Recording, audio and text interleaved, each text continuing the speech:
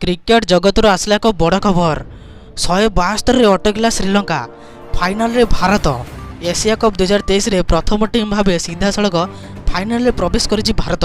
Super 4 मुकाबिला रे पाकिस्तान विपक्ष में जो स्टाडियम रे गतकाली चौका छक्का वर्षा करी 356 रन विशाल स्कोर करथिले सेहिटारे आज भारतीय बैटर विफल होइथिले। श्रीलंकार स्पिन बॉलिंग रो उचित मुकाबिला करि पारि नथिला टीम इंडिया।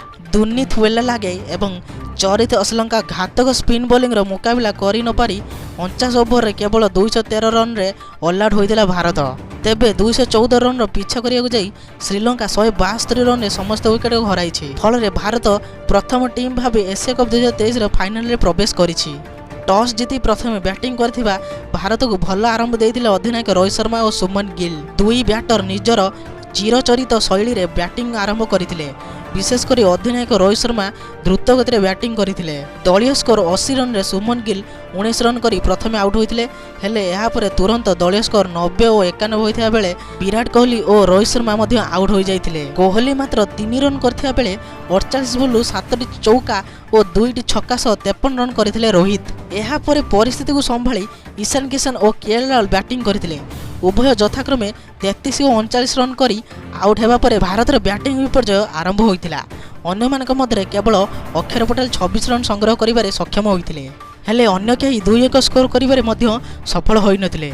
फल भारत 49 ओवर रे केवल 213 रन रे समस्त विकेट हराइथिला। श्रीलंका पक्षर दुर्नीत वेला लगे एकाकी 5 विकेट सफलता हासिल करथिबा बेले चरित श्रीलंका 4टी विकेट अख्तियार करथिले। महेश तीक्ष्णा को गोटे सफलता मिलिथिला। एहा परे श्रीलंका आगरे मात्र 214 रन विजय लक्ष्य रहिथिला। हेले दलीय ओपनर दल को एते भल आरंभ देई पारि नथिले।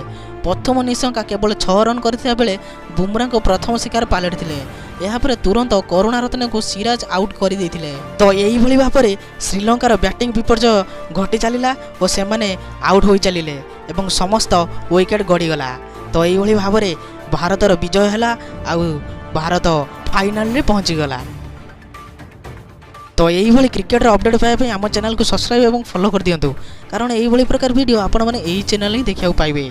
तो रहिली नमस्कार।